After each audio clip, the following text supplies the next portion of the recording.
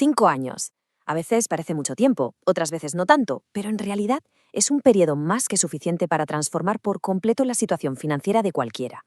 Eso sí, para que algo así ocurra hace falta una cosa que es absolutamente fundamental: un plan.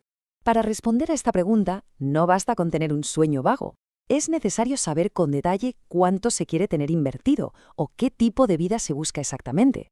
Y esta reflexión, esta pregunta tan simple, es el verdadero punto de partida de la historia que vamos a contar. Y aquí es donde conocemos a Jorge.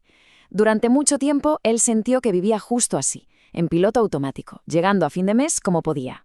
Se dio cuenta de que el tiempo iba pasando, un año tras otro, sin una dirección clara, como si estuviera construyendo su futuro financiero a ciegas. Pues esta es la historia del viaje de Jorge, un viaje que lo llevó desde la confusión financiera más absoluta hasta la claridad. Y todo, absolutamente todo, comienza con su decisión de apagar ese piloto automático y por fin tomar el control. 5 años. Es tiempo de sobra para salir de deudas, para construir una reserva de emergencia sólida y para empezar a invertir con constancia. Jorge entendió que este horizonte de tiempo era su gran aliado. No era una carrera de velocidad, sino una de fondo, y 5 años era el plazo perfecto para lograr un cambio real y, sobre todo, duradero. Pero antes de que Jorge pudiera empezar a dibujar el mapa hacia su futuro, necesitaba saber con total precisión dónde se encontraba en ese preciso instante. Al fin y al cabo, es de pura lógica, ¿no? No se puede planificar una ruta si no se conoce la ubicación inicial. Y esta idea de Peter Drucker, que es uno de los grandísimos genios de la administración, se convirtió en el pilar del primer paso de Jorge. Entendió que para poder gestionar su dinero, lo primerísimo que tenía que hacer era medirlo, con precisión y sin hacerse trampas. Así que Jorge se sentó con sus extractos del banco. Sus extractos del banco, sus facturas, los tickets, con todo. Se acabaron las suposiciones y los creo que gastó. Anotó cada euro que entraba y cada euro que salía. Y con eso creó una radiografía real, honesta de su vida financiera. Esta fue la base, los cimientos de todo su plan.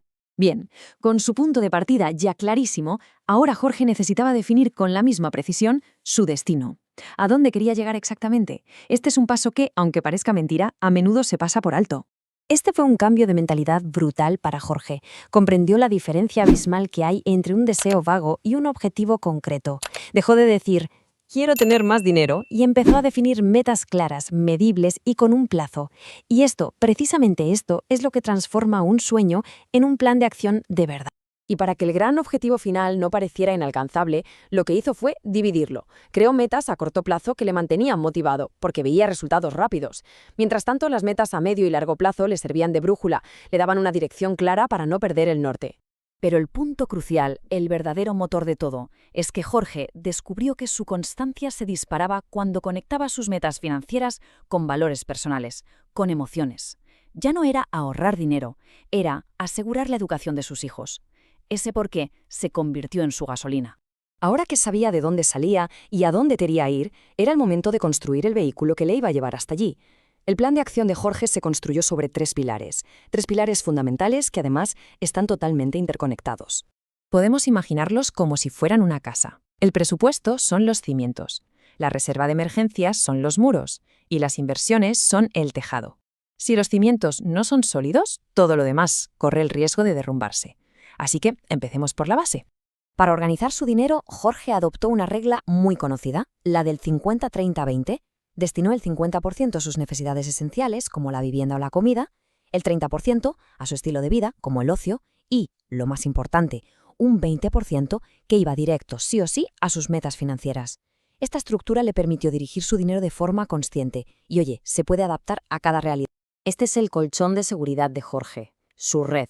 El dinero que le protege de tener que endeudarse si de repente surge un imprevisto, como una avería del coche o un gasto médico. La tranquilidad que da saber que ese dinero está ahí es impagable.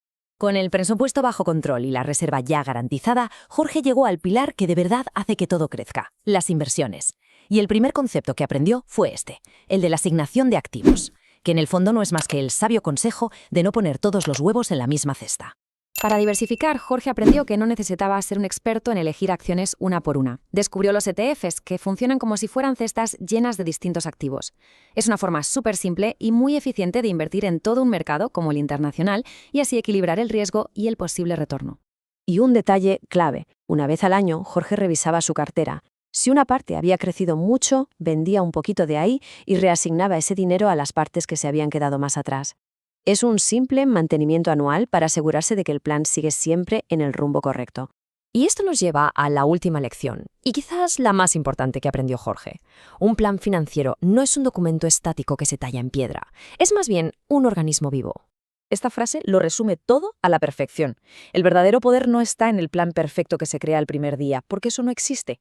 El poder está en el hábito de planificar, de revisar y de ajustar el rumbo constantemente. Así que, cada año Jorge se reservaba un día para hacerle una revisión a su plan.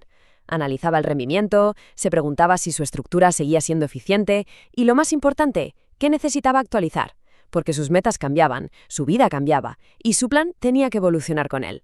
En lugar de intentar cambiarlo todo de golpe, Jorge adoptó esta filosofía japonesa.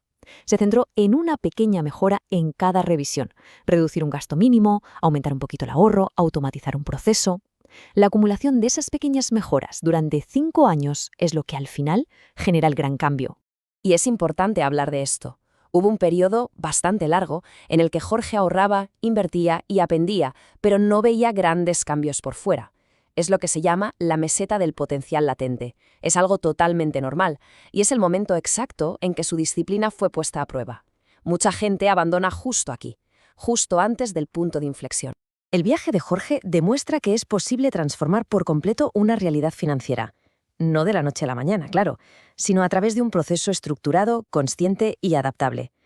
La sensación de control y de tranquilidad que te da tener un plan no tiene precio.